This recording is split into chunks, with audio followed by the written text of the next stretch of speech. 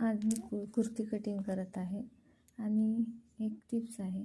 असे कुर्तीला रेडीमेड गळे आल्यावर, तयार डिझाईन आल्यानंतर ही गळा रुंदी जास्तच मोठी असते. त्यासाठी आपण एक ट्रिक वापरू. इथून अर्धा इंच शिलाई मार्जिन सोडून गळ्याच्या साईडने आपल्याला जेवढी गळा रुंदी ठेवतो आपण तेवढी ठेवायची आहे. मी 2.25 इंच गळा रुंदी ठेवते.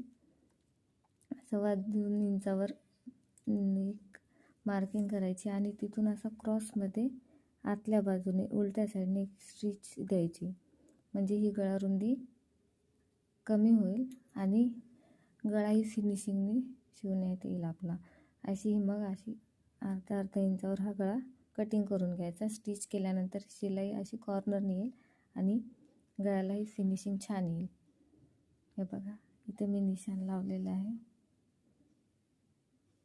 क्रॉसमध्ये एकदम असं कॉर्नरपासून घ्यायचं.